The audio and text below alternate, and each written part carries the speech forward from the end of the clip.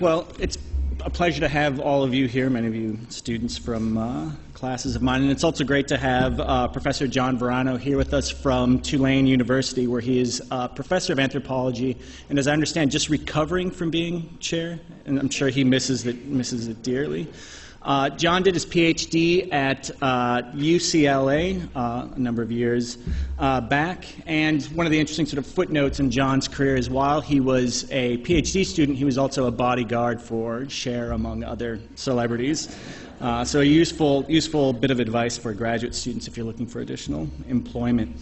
When I was first getting into osteology, when I was a student back in the 1990s, any mention of South American osteology was synonymous with John Verano. He's really sort of the figure that got osteology off the ground and really sort of in the public sphere of attention in the last few decades.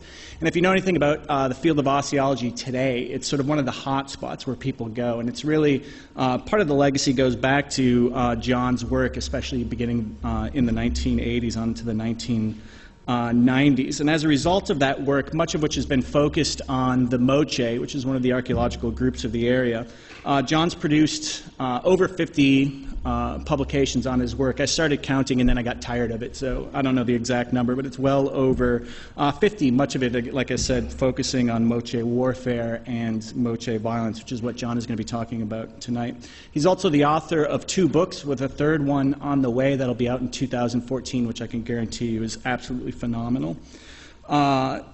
In addition to his work on the Moche, however, John also has an interest in trepanation, which is, some of you may know, is ancient cranial surgery. And as a result of this, he's appeared in many fantastic and fascinating documentaries and news programs over the years. And if you can ever track any of those down, it's worth taking a look at those. And in addition to his work on osteology in South America, John also doubles as a forensic anthropologist consulting in the state of Louisiana. So he's certainly quite busy. So I'll now turn it over to John.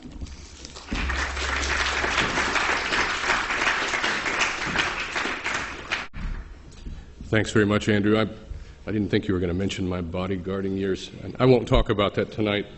But that seems to be one of the most interesting things to my graduate students. They want to hear more stories about also Joan Rivers, Dean Martin, and a few others that I worked for. That was just a moonlighting thing. I basically did my homework in their kitchens or living rooms to make them feel safer. I'm not sure why. Okay. And they always found it very odd that I was studying anthropology and skeletons, but they said, oh, go ahead, good luck. And I finally did finish my dissertation, so I moved on to better things, academia. What I'd like to do tonight is talk about research that I've been doing for some years, as Andrew mentioned. I don't really deserve a lot of credit for South American osteology. It was just in the 80s. Not much was going on there. Not many people were there.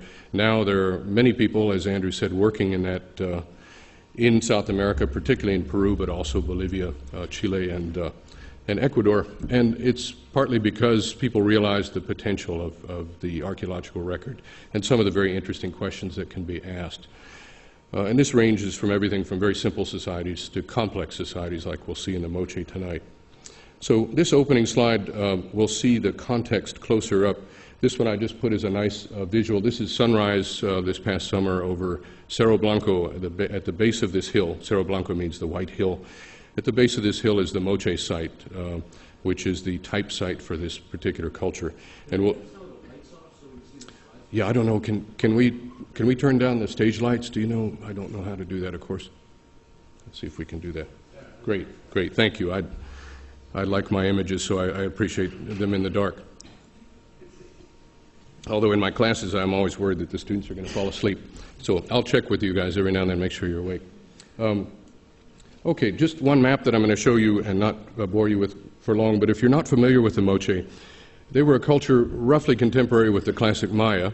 The dates now for Moche are between about AD 100 and AD 900, when the very last kind of gasp of Moche fades out, when the culture kind of folds in on itself and just disappears as an entity.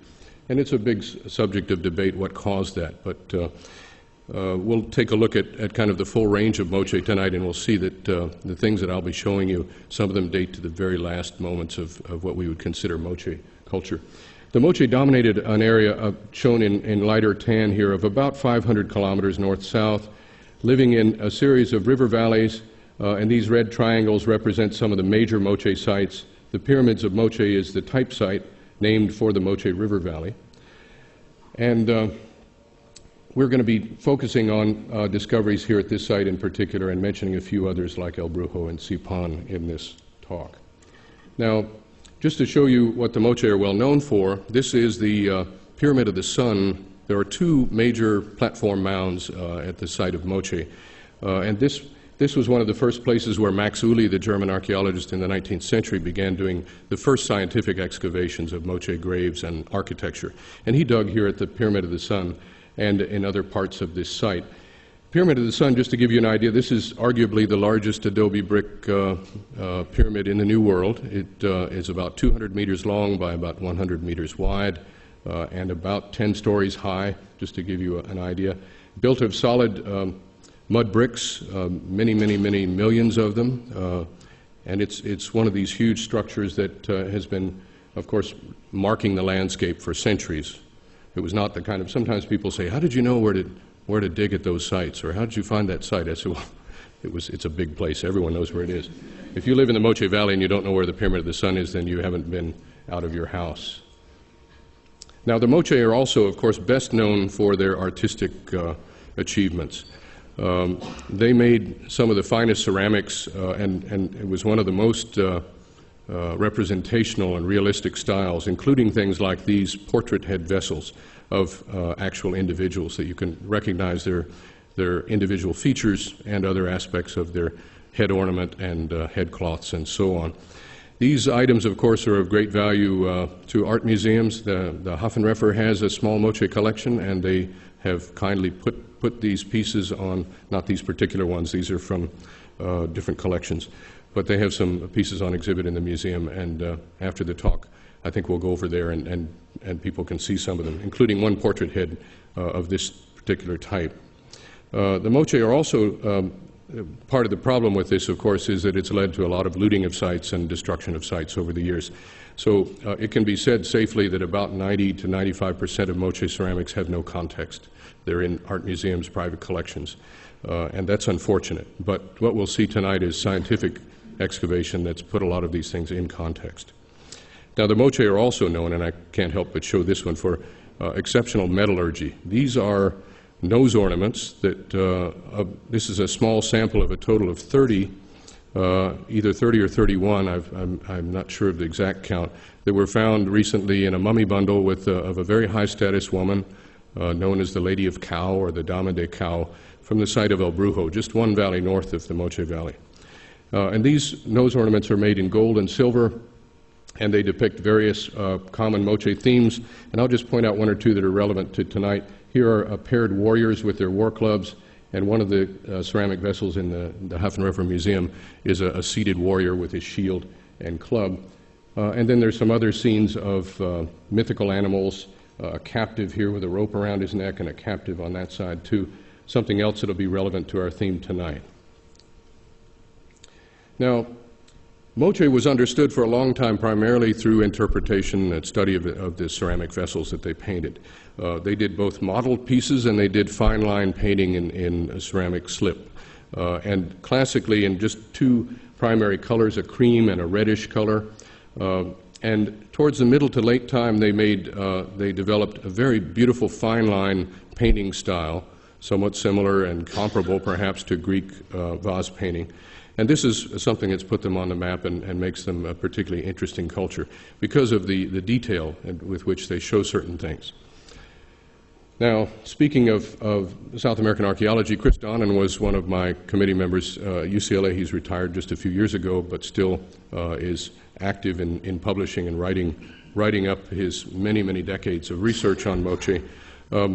He is without question, the world authority on Moche iconography, and so I've learned a lot from him. And one of the things he said recently in a book on Moche fine line painting is that of all the themes shown in Moche art, and I'm not going to show you the other themes, but there are themes of rituals and so on, the most dominant theme, the most common, is what he calls the warrior narrative. And that's where you have warriors dressing for battle and then fighting one another in battle and then taking captives, taking them back to other places, and finally sacrificing them. And he who controls, he's developed the largest archive of Moche art in the world, photographing things all over the world, is the person who can say this because he's seen literally thousands and thousands of vessels. So we're going to take a look at some of this. What we're going to see is rollout drawings that were done by the late Donna McClelland, a wonderful artist who worked with Chris for years and a good friend to all of us at UCLA. She took these, what Chris would do would be to photograph these things and then from various angles, and then she would do rollout drawings so that you could kind of see what's on it. And this is the rollout of that particular ceramic vessel, the bottle shape. Now you have scenes of combat, you have scenes of the taking of captives. You can see captives grabbed by the hair or captives struck by a war club with his helmet coming off, being defeated. He's about to fall. And then you see scenes of captives. They are stripped of all of their finery, their clothing, their ear ornaments, their helmets, their weapons, and they're marched back by the captor to some other location. Where is that location? Well, there are a few scenes that show it, and this is the most complex one. And this used to be called the presentation theme because it was a presentation of a goblet to some kind of supernatural here. Chris Donnan wrote about this in the 1970s and thought it might just be a mythical narrative because these are all supernaturals. You see a bird warrior here. You see a priestess with hair that ends in snakes. Everything is somewhat supernatural here. There are several bottles that show this, and what the scene shows in a few words is captives tied up, having their throats slit, and blood collected in cups, and this is the way Moche showed blood dripping down. These cups are then marched to this particular person and presented to him, and presumably he's drinking the blood of the captives.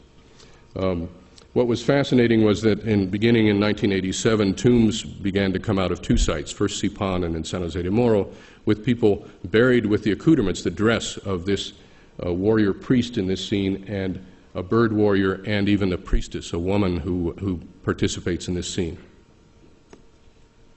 So this was going to open the door in the beginning to the idea that the Moche, in fact, did. They did these ceremonies where they impersonated gods doing sacrifice. Now, not only on the portable art does this appear, only in the last 15 years, and in the case of Huaca de la Luna, only a few years ago, was the north facade of the Pyramid of the Moon, which we'll see in this lecture, exposed. Tons and tons of windblown sand had to be pulled away to expose it, and very luckily that sand protected the details. And this is a larger than life-size mural of warriors, and you can now see perhaps the weapons and gear carried on their war clubs. They're leading a procession of captives around this platform. And here is what the Pyramid of the Moon looked like a few years ago when I was excavating back here. This north facade is right here, and it was covered with tons and tons of sand. And I don't think anyone realized how well preserved the murals actually were underneath. I'd always thought of this as just kind of a rectangular thing with some looters' holes and tunnels in it, and not much other than the superstructure above. But when they removed that sand, here is a reconstruction from a couple years ago. The north facade is richly decorated in polychrome murals, and I'm going to show you a detail in just a minute. But let's take a look at the structure in general. There's Platform 1, this is all called the Pyramid of the Moon. Platform 1, Platform 2, and we'll see later a third platform. This was clearly, there was a large ramp going up to it, and on the summit were temples and small rooms and a variety of things. There was one large plaza, and then there are some smaller plazas and other things attached to the back of it. Now this is a recent reconstruction of how that facade looks, and actually if you go there today you can see all of these details. This is courtesy of the Huaca de la Luna project, who let me borrow this image and publish it. By the way, the big publication is going to come out soon is Andrew and my co-edited book. Andrew is the primary editor of it, and it's going to be a book on warfare in Mesoamerica and the Andes. Dumbarton Oaks publication coming out of a symposium he and I organized a couple years ago. So that should be great. And my chapter in that book will detail some of the things we'll talk about tonight. So what you have is this procession of prisoners with ropes around their necks, the warriors leading them around, going all the way around the plaza. You know, to me, this reminds me of publicity, Wall Street, that kind of thing. You know, it's like a giant billboard. It didn't flash, but it did or in Times Square. I guess you could have it today with the warriors going around in a circle.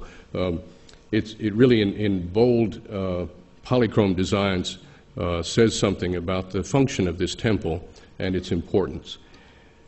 Now, in this little section here is what's called a corner room, for lack of a better word. That's what they're calling. It has a little entrance inside, and it has some detailed murals on it as well.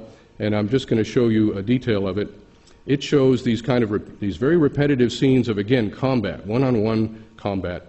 These figures are all stylized. They vary just a little bit in their headdress or the shape of their shield. But for me, it's another indication of this. This is just some kind of a very stylized representational message about combat. Now, whether each one of these pairs represents a particular battle or a particular group that was being fought or a particular event, we don't know. That's our problem. Unlike the Maya areas I'll mention later and the Aztec world, we don't have writing systems, and so we don't have names, we don't have dates, we don't have a lot of information that could be so useful in trying to understand what this wall means. All right.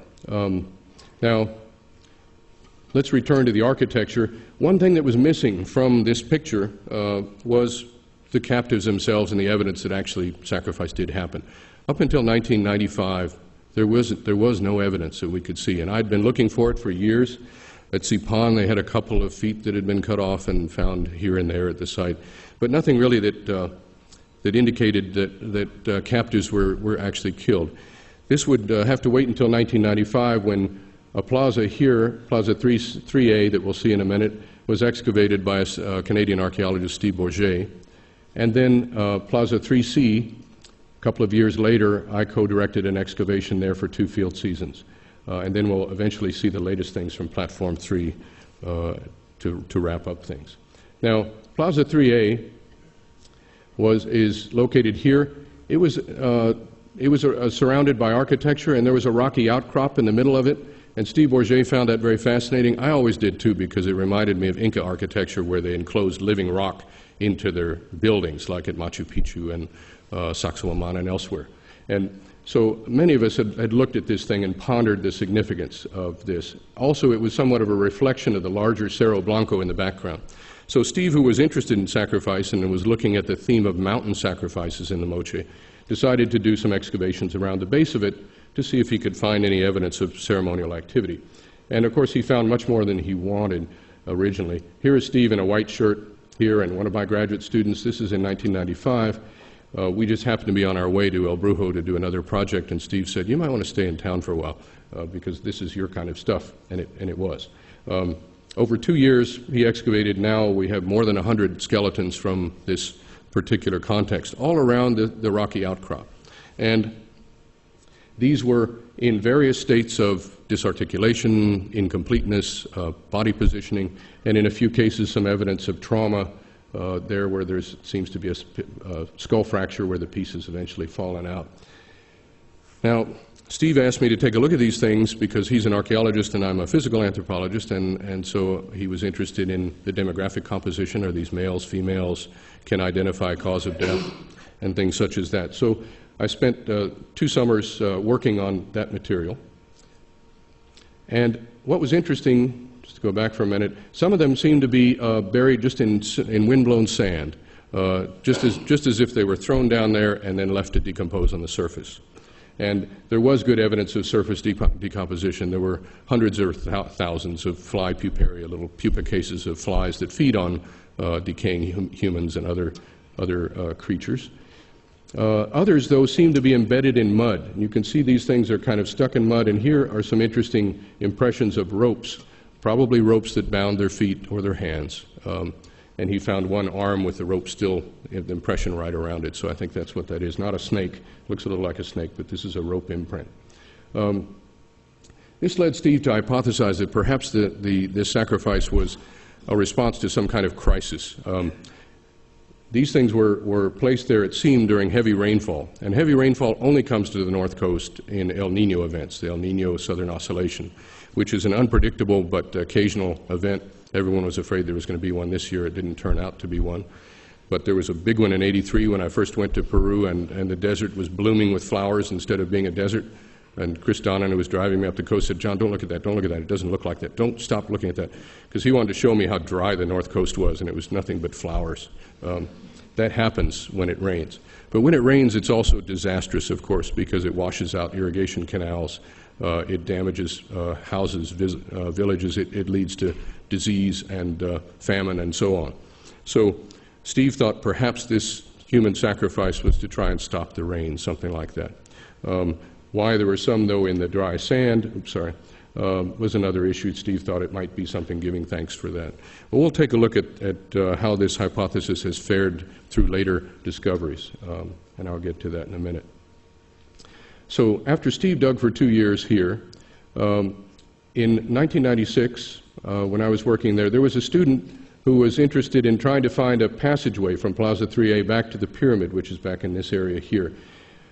At that time, Plaza 3C, which you see here now, was completely filled with sand, and in fact it even had adobes over the top of it, which meant that it was abandoned at the time that Plaza 3A was constructed and in use. So we have to consider we're dealing with 2 time periods here, a penultimate and then a finally kind of ultimate building at the pyramid. But this student, very fortuitously, couldn't find a doorway but found more skeletons down here, and I looked at them and they had cut marks and other things that were very similar, we're going to see in a minute, to what we find in all of these sacrifices. And so I talked to Santiago Uceda, the head of the Huaca de la Luna project, and said, I would love to come and dig Plaza 3C, and I can try and get funds, and I did from National Geographic, and he said, great, let's do it. So I spent 2 field seasons there. Once they'd gotten all the sand out, Plaza 3C is a small plaza with a little temple in the middle of it, and then an area here that became known as the area of sacrifices, because back here is where we found a lot more skeletal material. And what we found were things similar to Plaza 3A, although there was no rocky outcrop they were surrounding. These bodies were sitting in windblown sand again, sometimes piled over with adobes here, sometimes just in sand. There were complete skeletons, there were partial skeletons, there were scattered remains, and these were the different kind of categories of things we found. Not as many skeletons as Steve had found, but a fair number. So what about the people we were digging out of Plaza 3A and 3C? They're very consistent in their demographic characteristics. They are all of male sex where it can be determined, and they are all adolescent and young adults. The oldest person I could guess was perhaps in their late 30s. So I've sometimes joked that warfare in the Moche world was kind of like professional basketball. You have an early retirement age, or boxing perhaps also. Perhaps a better analogy would be boxing. There are no women, there are no children, no babies. It was a very select group. Also, this group seemed to be in very good health with robust skeletons.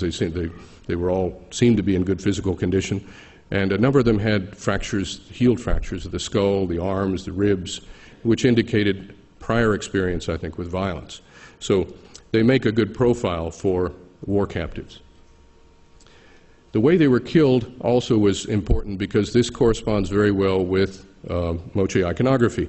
We found right away on almost all the vertebral columns slash marks across the throat, multiple ones. This one, you see 3 cuts there.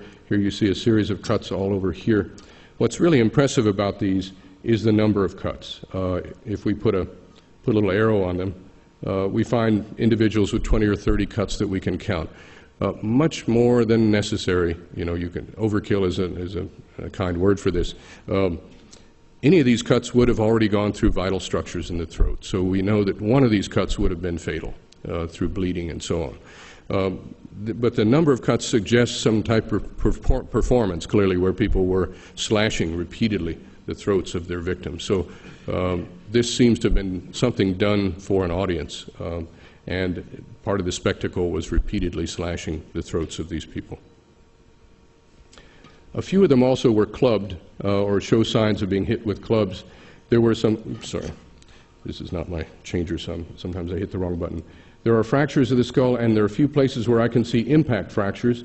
The Moche had 2 types of clubs, a large double-handed single-headed club, and then they had a single-hand club with a star-shaped head on it. And these are examples. The Moche made them in metal, also in stone, and you can kind of imagine the points of one like this one, 2 points hitting that skull and leaving these impact scars. and something smaller like this perhaps leaving these kind of more angular impact scars as well. So we have slashing of the throat, we have clubbing also, which is not usually shown in a sacrificial scene, but it's certainly shown in scenes of combat. What was most interesting for me, though, that I found in this sample were wounds that were in the process of healing at the time the person was killed on the pyramid, presumably. These are fractures in various states of healing, and let me just point out what we see.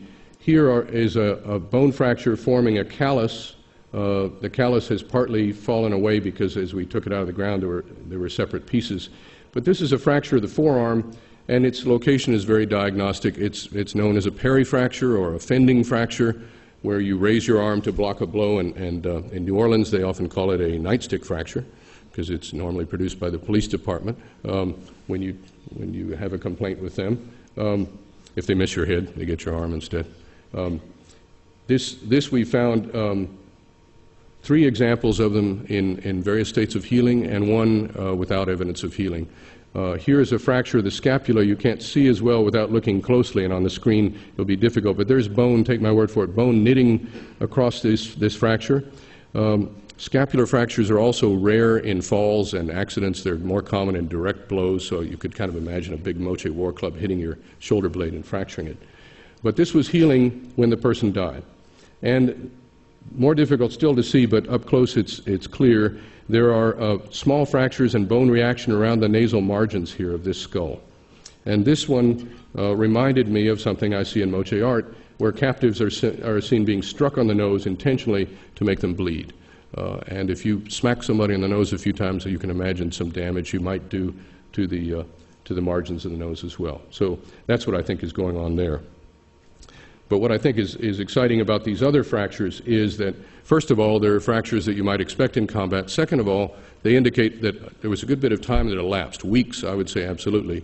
It's hard to know for sure because from clinical data today, we mainly only have data on x-rays of people's broken bones, and it's kind of hard to compare these to x-rays. But it implies to me that these captives were either brought from a distant location that took some time to get there and they were dragged back wounded from the battlefield, or they were kept for a period of time at the ceremonial center and while they had their wounds and before they were sacrificed. One of the two. But it's an interesting detail that we can get from bone study that you might not have seen if you didn't know that. Now some other interesting things. This guy was the most dramatic example I had of someone who was clearly bound with rope. And you can see rope around the wrists. His hands are tied behind his back. This has been cleaned off now, but there was rope that went straight up here and then around the neck, which you can see it here. So he was tied much like Moche captives are shown in ceramic vessels. This would be tying the hands behind and connecting to the head, making it very difficult to move or lift your head or do other things like that. This served 2 purposes. One, to just demonstrate this is a great example. If this was a forensic case and you said, was this person killed while they were captive, you'd say yes, because of the rope. But the rope we could also use for radiocarbon dating. And we did AMS dates on this rope and another rope from this level, and we got good dates of about AD 550 for this particular time period. Steve Bourget had tried to date bone from Plaza 3A and had bad luck. The collagen was not well preserved, probably because these things were left on the surface for a long period of time, and diagenesis damaged the collagen, which is what you would date with radiocarbon dating. Okay, so you can see the ropes there. Now, the only things that were found with these bodies in terms of cultural artifacts, in addition to the ropes, were fragments of ceramic vessels. There were no weapons found with them. There were no clothing items, no items of adornment or anything else. Steve Bourget found these figures all broken. The interesting thing about them is that they're seated nude figures and they're prisoners. And only a few they've been able to reconstruct. Here's the head of one. These were rather large figures and intentionally smashed. There were rocks around them and they were all broken into little pieces. So apparently part of the ritual was to break these captives, these ceramic captives. Now, why they were unfired ceramics, I don't know, but that was a characteristic of them. But they also show typical characteristics of captives. There are the large earlobes that ear spools would have gone through, and high-status people would wear ear spools. part of the stripping of the items from a captive was to take their ear spools and other items of adornment. So this is showing a captive stripped of their signs of rank, and then they were smashed. Now, in Plaza 3C that I excavated, we found similar ceramic vessels, but these were fired and they were smaller.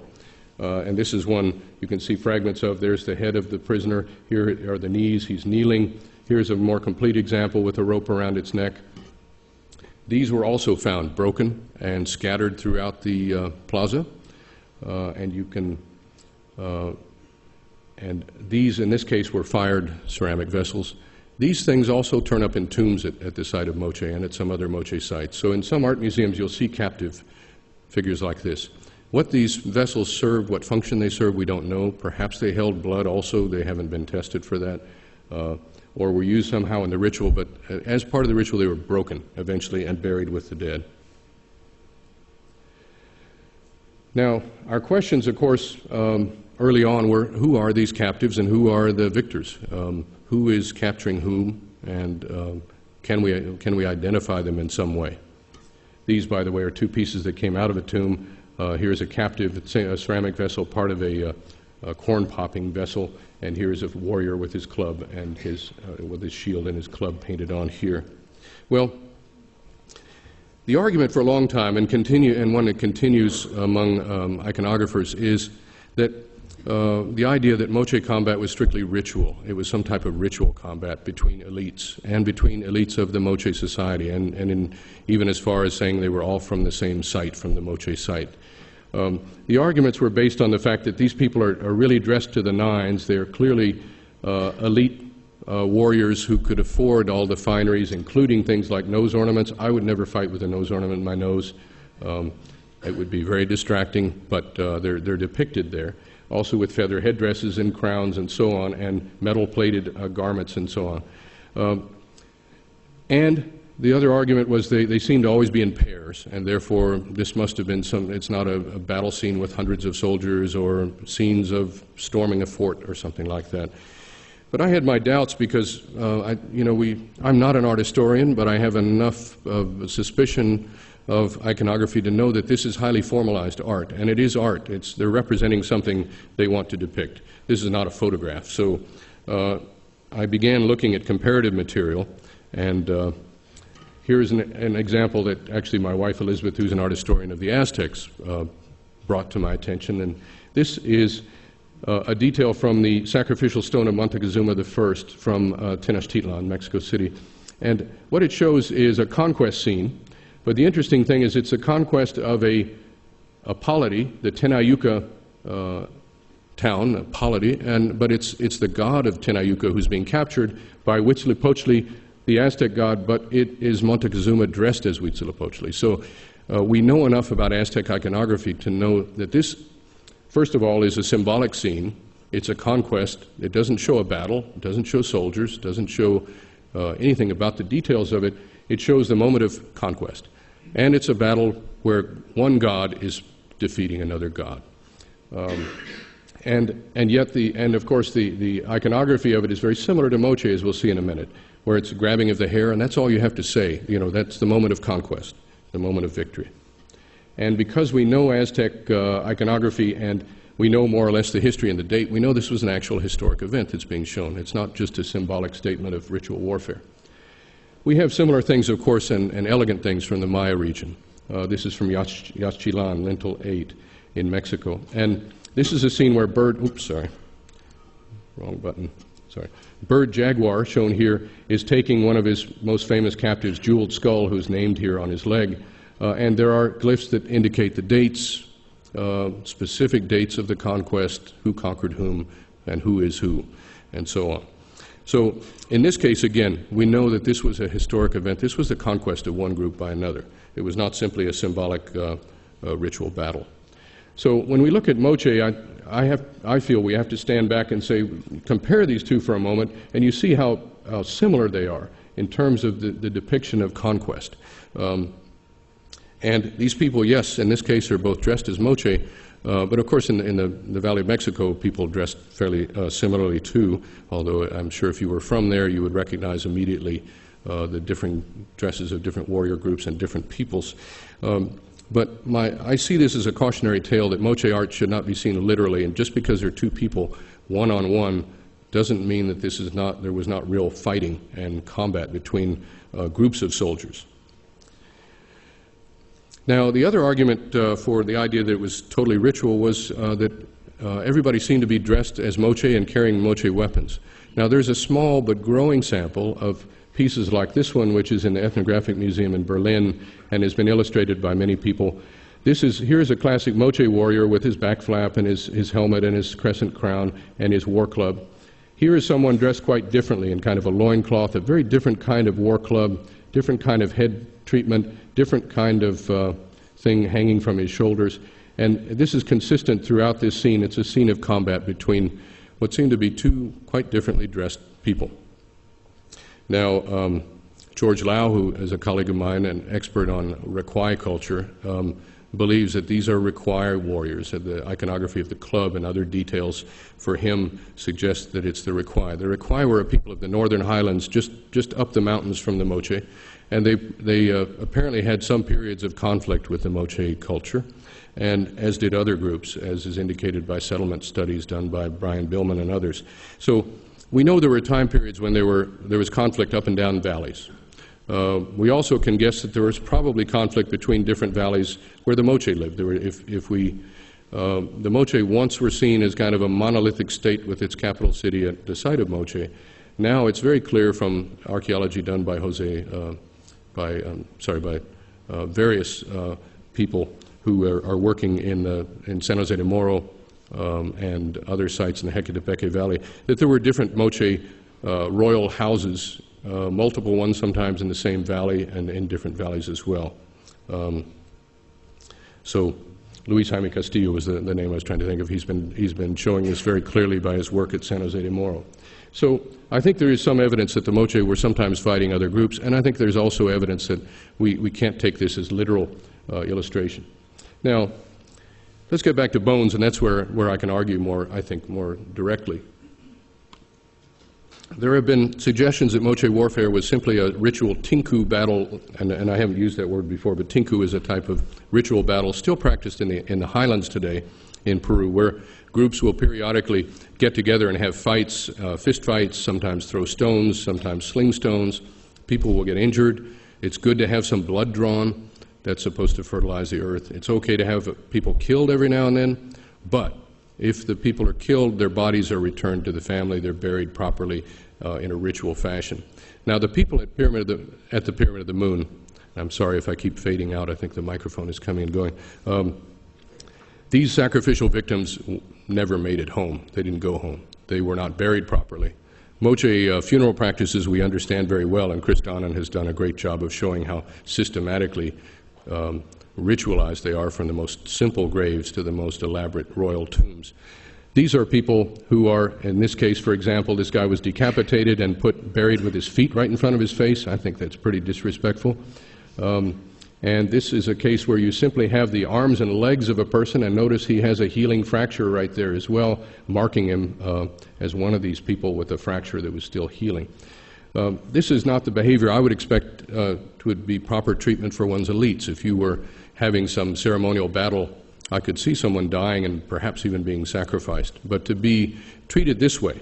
Also, we have trophies from throughout the Moche site, human skulls turned into drinking vessels or ceremonial vessels.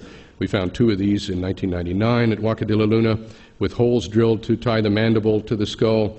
You can see the top of the skull was cut open.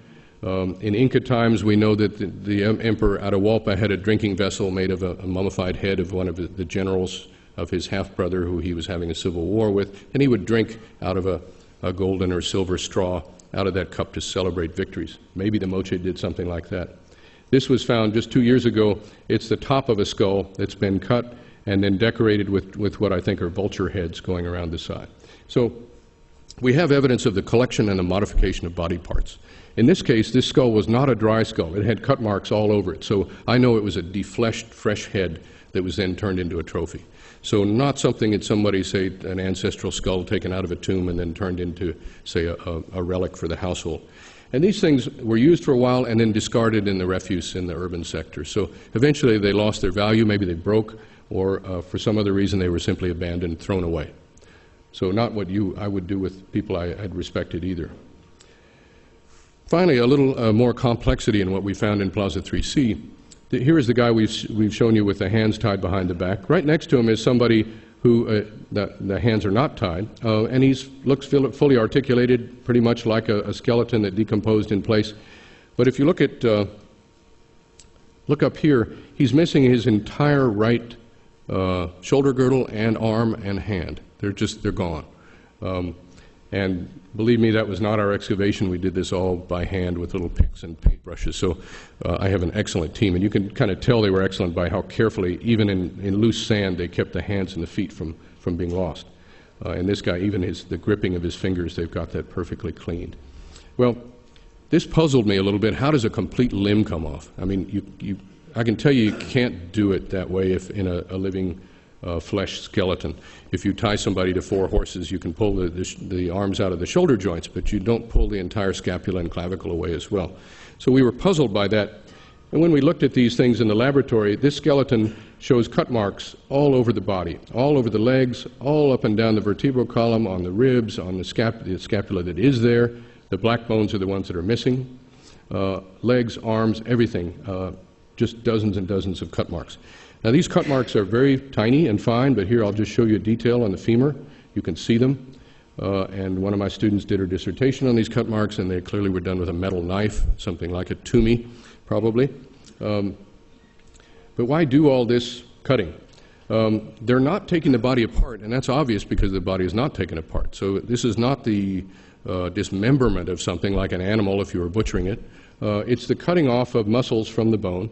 And you know, your first thought might be, well, cannibalism, but there's no evidence at this site of either any thermal damage, boiling, burning of bones. There are no bones broken open for marrow. These are very different from what we see in the southwest U.S., whether you want to call that cannibalism or not, but very, very different.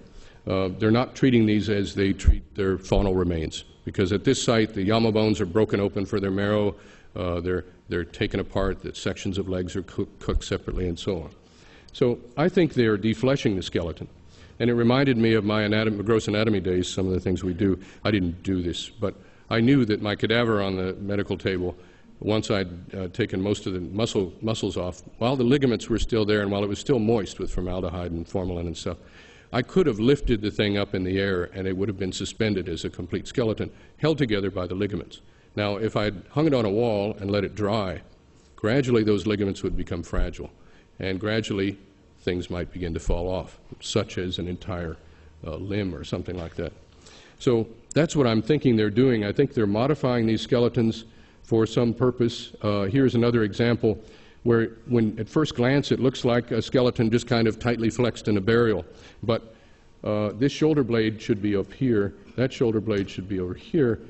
These things are totally out of alignment. The spine is clearly broken there. And this skeleton has cut marks all over it, too. I think it was something that was used in some kind of ritual, and then when it fell apart, somebody said, you know, Bob, get rid of that thing, take it out. That's, you know, the way I look at life. Somebody, you know, one of the hoi polloi said, you know, get this thing out of here. These things are falling apart. Well, what were they doing with these skeletons? Well, the only iconographic link we have requires a little bit of reinterpretation, perhaps, of some of these scenes of dancing skeletons. And we've known about these in Moche art for a long time, and they've always been interpreted as the afterlife, the other side of the world, and that may be the case in some depictions. But some of these also seem to have flayed faces, where the faces have been partly cut away, and this may, in fact, we'll have to see. We have no illustrations of suspended skeletons, although we do have illustrations of arms and legs with ropes around them floating through the air in some of these scenes. I think that some of these things may represent captives who have been defleshed and then perhaps hung around at victorious events and so on. Okay. Well, what about these victims? Who were they? We have these ceramic vessels which seem to be kind of generic captives, although there are some that Chris Donnan thinks might be identifiable because they match some of they're similar to some of the portrait head bottles. Well, for years people have said, well, why don't you just do the DNA and figure out if they're local or not? And I don't do DNA, but I had my doubts about how useful it might be. Izumi Shimada, an archaeologist, and Ken Ichi Shinoda, who is a geneticist from Japan, began doing mitochondrial DNA studies, first at Moche sites like Sipan, and then Sikan is a later Lambayeque culture. And they took some samples from Huaca de la Luna, and including both sacrifices and people buried at the site. Their preliminary results found very little genetic difference between the captives or the executed people, the sacrifices, and the local people. The problem is that the samples were very small, and as they extended their universe to the south, all the way to the Santa Valley, which is quite a few valleys to the south, those people had very similar mitochondrial DNA. And talking to some of my colleagues who do DNA, they said, well, that's not really surprising. There may not have been that much mitochondrial variation. And as many of you know, mitochondrial DNA is only passed on through the maternal line, your mother to her children and daughters to their children and so on. So it doesn't represent the whole gene pool, but it represents something you can trace the female lineage. So a colleague of mine, Rick Sutter, and Rosie Cortez decided to try something different. They took dental morphological traits. These are minor variations in cusps and roots, and did biodistant studies. This is a proxy for nuclear DNA because it's reflecting both father and mother in it. And I did one with Rick Sutter on Plaza 3C in particular a couple years later. Rick did all the work on it. I got credit just because I gave him the teeth, and I agreed with his results. So he really did the work on it. And let me show you what his data showed graphically, which makes it a little easier to see. He did both a cluster diagram comparing the sacrificial victims to people from Huaca de la Luna platform, from Pacatnamu, another site in the Hecatepeque Valley, Huaca de la Luna, the urban sector, and then 3 samples from Cerro Reja, another site in the Moche Valley, and from different time periods there. And I think you can see the group that pulls off most distinctive from all are the sacrifices from Plaza 3A and 3C. A different way to represent it is multidimensional scaling using a generalized distance, and here again they pull apart as a unique or a distinctive group. And I tend to believe this one, and I think it, although those who are in the other camp and don't want these people to be outsiders might argue that, well, I don't know if I believe in teeth. But I think this is pretty, at least for me, pretty convincing evidence, and the DNA evidence is still somewhat ambiguous. It's not as clear as they would like it to be. Finally, a new technique that's being used by one of my recent PhDs, Marla Toyne, who's now at the University of Central Florida, is to use stable oxygen isotopes. These reflect the water that you drink, and they vary by temperature, altitude, and other things. And just to simplify, what she found is some evidence that some of these people are outliers. This is Plaza 3A. This is material from their teeth, which represents their childhood, the water they were drinking when they were children. And you see they're much broader spread than the mean and standard deviation, one on each side. That's what these red boxes indicate the local signature of the people buried at this site. Some of the other things are overlapping a lot. A few other things are falling out. This is still a work in progress, but it's beginning. The issues that we really have is how different is the water in different river valleys adjacent to one another. So if I was fighting my neighbors in the next valley north, would the oxygen isotopes be different enough in the water they drink to show that the captives I brought back were not from my people? So it's a tough game to play sometimes. But I think the archaeological evidence, at least for me, is strongly weighted towards the idea that these are captives brought back, killed, and not given proper burial. They were either incorporated in the floor as they built this plaza. This is Plaza 3C, and then there were more put on top of the floor when the floor was put on, which I think is a very strong symbolic message. They're incorporating the victims of sacrifice into their own ceremonial building, and we have some other evidence of that from other sites as well.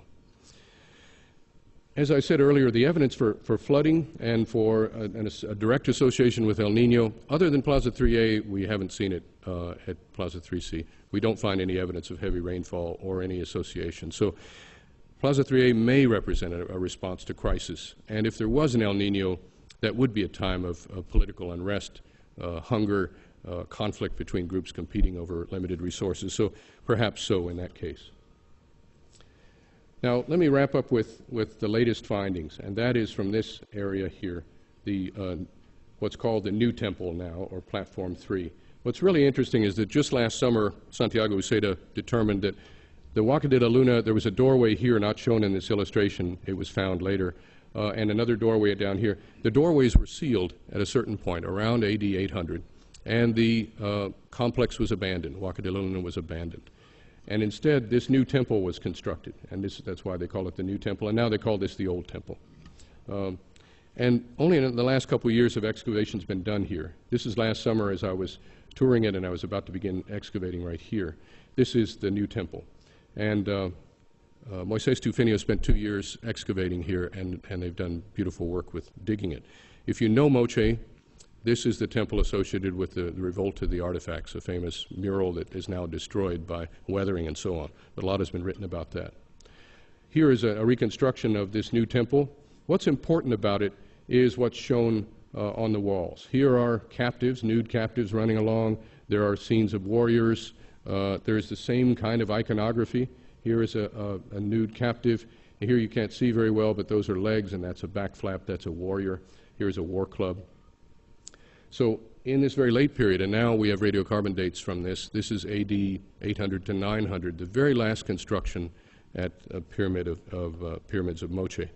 And what's been found that's interesting is, of course, more skeletal material, which I was very happy about. So I've been going down to help analyze this and excavate some this past summer. And so they found more skeletal material. There's Moises Tufinio, who's directing it. These are students from the University of Trujillo who were doing their field practice out there. What Tufinio found was similar patterns to what we find in 3A and 3C, partial bodies, slashed throats. You can see cut marks on the throat, cut marks on the feet. This is from an isolated foot, and now we know definitely they cut that foot off of someone. It was part of an articulated foot.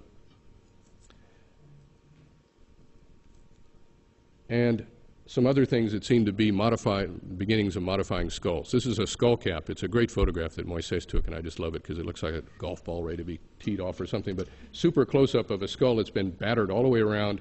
There are cut marks on it, too. It had been defleshed, and they were breaking the top of the skull off, perhaps to make a vessel of some type.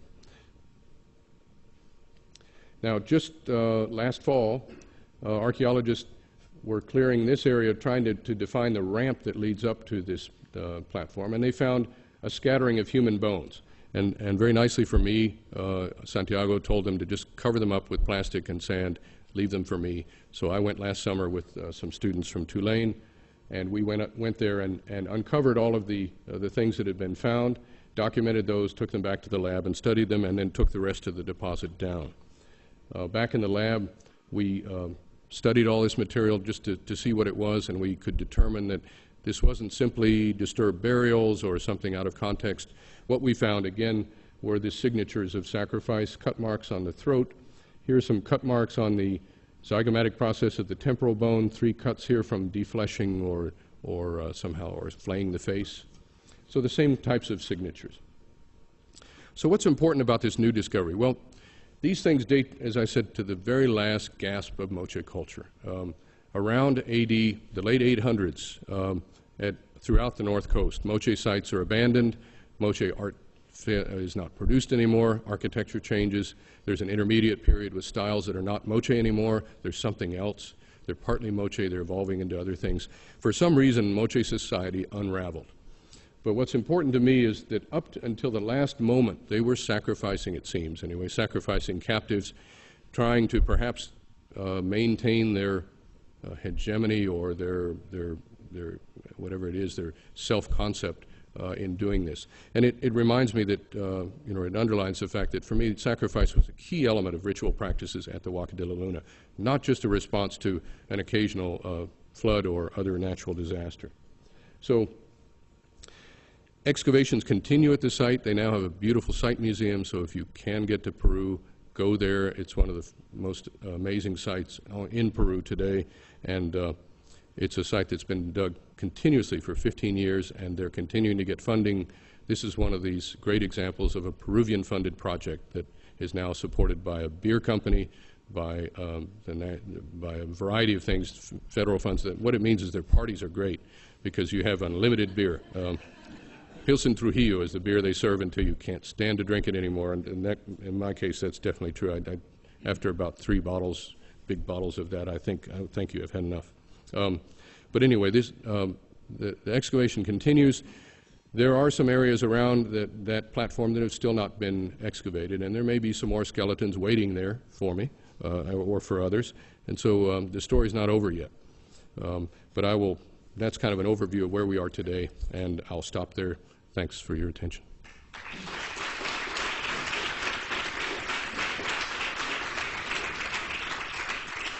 And I hope I didn't talk too long, but I'll be happy to take questions from anybody. And there are microphones, I guess, so do you guys encourage speaking into the microphone?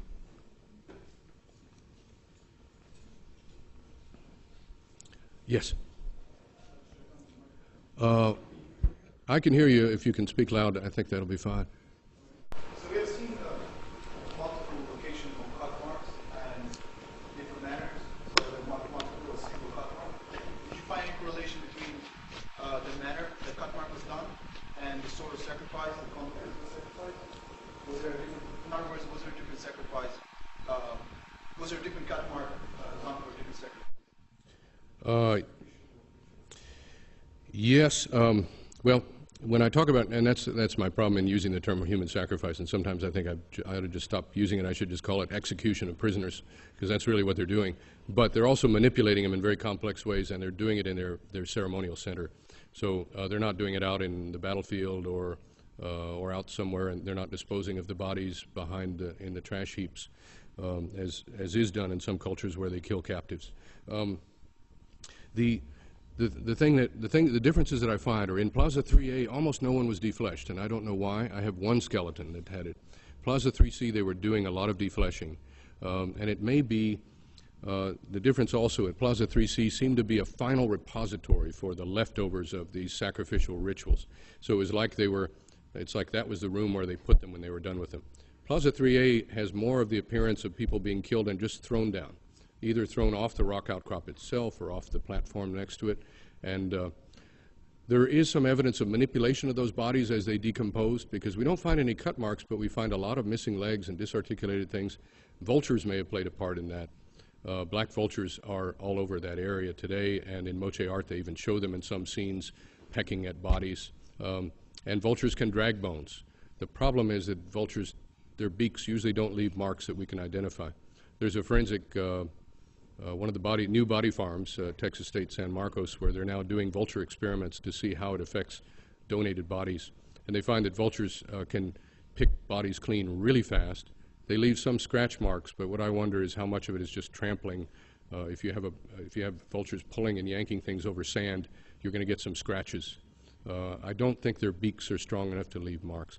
But in terms of cut marks and other things, this type of sacrifice that I'm showing is quite different from some of the other things that Moche did. They also had retainer burials that they put in the tombs of elites. Those they would strangle, and we even have some with ropes that are still around the neck.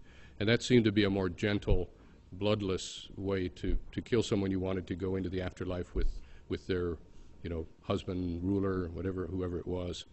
And they didn't have any cut marks in those cases. They never slit the throats of people they put in tombs. So there is some difference in terms of the way they killed people. And these captives were always, their throats were slit, and the collection of blood seems to have been a really important thing. So I don't know if that totally answers your question, but... Fecal matter? Yes, there has been some fecal matter and feathers found in Plaza 3A. So what we don't find, which is interesting, is there's almost no carnivore damage at all. One of my other students did her dissertation on the taphonomy of these sites, and could you find carnivore damage? Could you find what was causing the disarticulation? Was it human activity? Was it animals?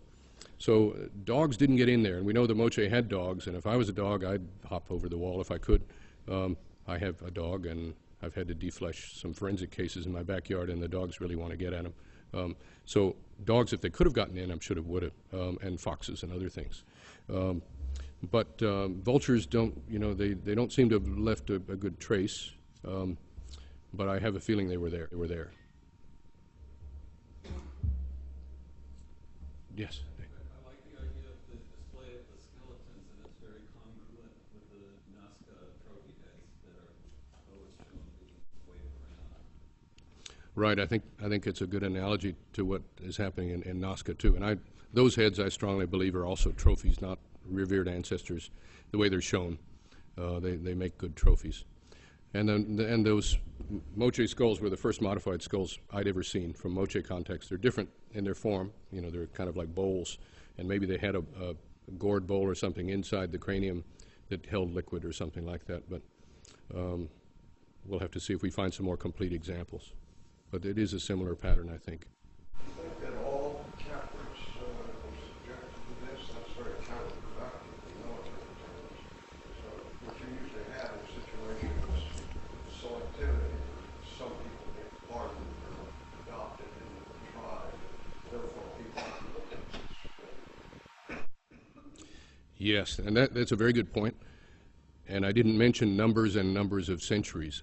If we add up all the skeletons we have now from Moche, we have less than 200. And we have, from radiocarbon dates, it was going on from AD 200 to AD almost 900. So many centuries. And so I have a feeling it was just a few people, perhaps from each conquest. So not an entire polity. And certainly they weren't killing women and children. So you're right. There are not a lot of them there. It's nothing like, although debates will go on forever about, say, the Templo Mayor in Mexico City, where the Spanish or some of the natives claimed that 10,000 people were sacrificed to dedicate the temple. And there are very few skeletons that have been found, but of course they were probably dispersed, and if they were on the surface, they probably eroded through the years, and they may be somewhere else. And of course, you couldn't leave all those people at your temple. It would be just a gigantic pile of bodies.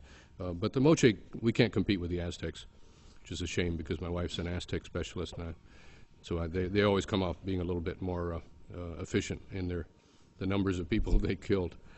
But you're right. They didn't kill everybody, and you're right also it would not be an efficient way to, kill a lot of potentially productive slaves or others who could, if you took everybody out of a territory and you didn't have enough farmers to put back into that those lands would go fallow and you wouldn't be able to draw on them. So I think these probably were select people.